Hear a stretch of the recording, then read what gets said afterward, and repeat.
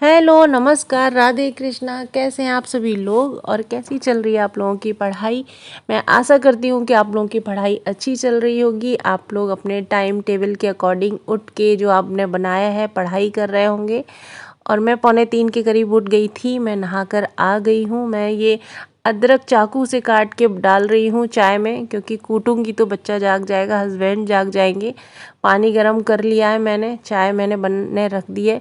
और ये कपड़े जो आपको दिख रहे हैं ना चारों तरफ, रूम के जो पर्दा वाले हैंगर हैं उस पर मैंने टांग रखे हैं, क्योंकि रात को बहुत तेज़ बारिश हो रही थी।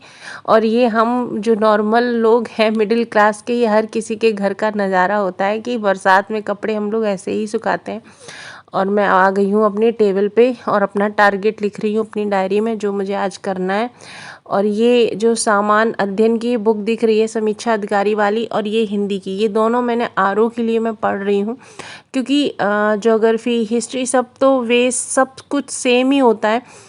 क्वेश्चन थोड़े थोड़े डिफरेंट होते हैं कि किस में कैसे पूछा जाता है। तो मैं आरओ वाला भी आज से करने लगी हूँ, 1 घंटा उसको देने लगी हूँ, जो उसके क्वेश्चन होते हैं मतलब समझने के लिए कि कैसे हैं क्या है। ज़्यादा नहीं दे रही हूँ, क्योंकि पीसीएस का एग्ज़ाम अक्टूबर में होने के बाद दिसंबर तक के लिए मुझे समय मिलेगा कि मैं आरओ का पढ़ लूँ।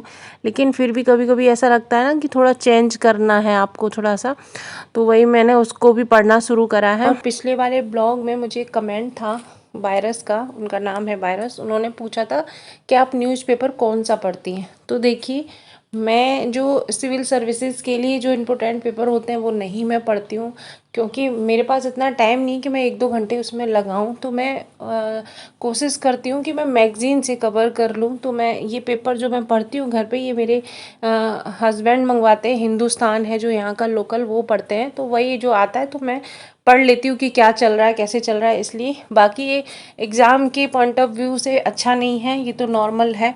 मैं अपना आई दृष्टि से करती हूँ, जो एग्ज़ाम के 15 डेज़ पहले जो आती है आई दृष्टि, मुझे वो अच्छी बुक लगी है। और यूट्यूब पे बहुत सारी वीडियो भी पड़ी रहती हैं, उसको कंप्लीट करा देती है। जैसे एक यूपीपी से अभ्यास करके चैनल है, उसमें निशांत सर हैं, वो मतलब आई दृष्टि इतना अच्छा पढ़ाते हैं, बहुत अच्छा पढ़ाते हैं। मैंने जब ये 17 मार्च को एग्ज़ाम होने वाला था, तो उन्होंने जब आई दृष्टि पढ़ाई थी, मैंने उनसे ही तैयार करी थी।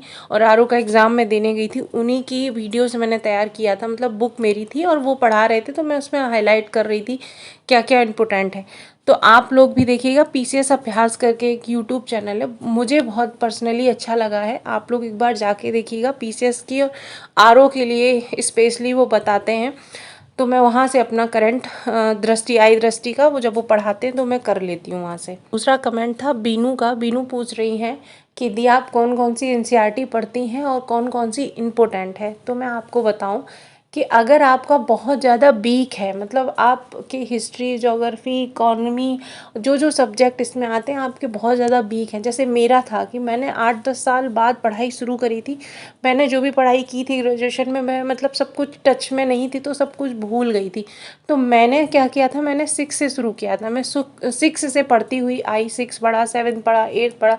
तो ऐसे क्या था कि मेरा बेस कंप्लीट होता चला आया। फिर मैंने बाद में क्या किया, एनसीईआरटी रख दी, महेश बड़वार ले लिया कि वो इतनी सारी बुक ना उठा के एक उठाई।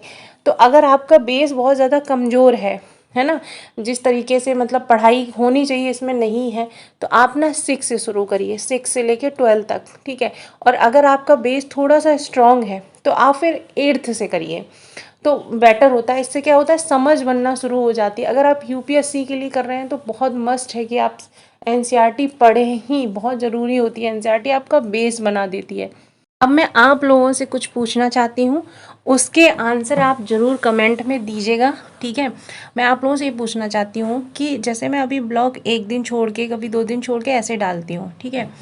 तो अगर आप लोगों को मुझसे थोड़ा सा भी मोटिवेशन मिलता है, देखो मुझे तो आप लोगों से बहुत मिलता है। जैसे सुमैया हुई, विक्रांत और प्रज्ञा, बीनू, ऐसे जब आप लोग कमेंट करते हैं ना, दी करके बोलते हैं और बोलते हैं दी आप बहुत अच्छा कर रही हैं, ये वो है, पता है इतना ज़्यादा मोटिवेशन मिलता है जब आप कुछ कर रहे होते हैं और एक पर्सन, मैं एक पर्सन की बात कर रही हूँ, आपसे बोलता है कि आप बहुत अच्छा कर रहे हैं, आप करते चलिए। जब मैंने वो नेगेटिव कमेंट वाला डाला तो प्रज्ञा, विक्रांत, सुमैया, मतलब हर कोई खड़ा हो गया मुझे समझाने के लिए, मुझे बताने के लिए। सही बता रही हूँ, मुझे इतना अच्छा लगा, बहुत अच्छा लगा।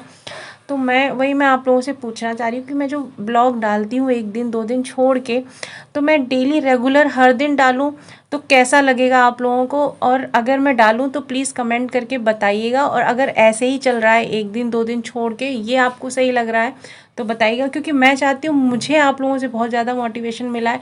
तो मैं अगर आपकी 1% भी हेल्प कर पाती हूँ, आपको कुछ बता पाती हूँ कि आप पढ़ाई करिए या रेगुलर करिए, मैं पढ़ रही हूँ तो आप भी पढ़िए, तो प्लीज़ मुझे कमेंट करके बताइएगा। देखिए, मैं चाहती हूँ कि मैं सक्सेस हूँ, मेरे साथ जितने भी लोग जुड़े हुए हैं, जो भी मतलब थोड़ा सा भी एफ़र्ट डाल रहे हैं पढ़ाई, मैं चाहती हूँ हर एक वो सक्सेस हो, हर एक अपने माँ बाप को वो खुशी दे, जो सक्सेस जो रिजल्ट वाली होती है ना, मुझे वो देनी है अपने पापा को। हम मिलके तैयारी करेंगे, हम मिलके एक दूसरे की हेल्प करेंगे। जहाँ मैं डिमोटिवेट होंगे वहाँ आप लोग मेरा साथ देंगे, और जहाँ आप लोग डिमोटिवेट होंगे और मुझे कमेंट करके बताएंगे तो मैं आपके साथ खड़ी हूँ, हम मिलके सक्सेस होंगे। तो कमेंट करके मुझे ज़रूर बताइएगा। Thank you.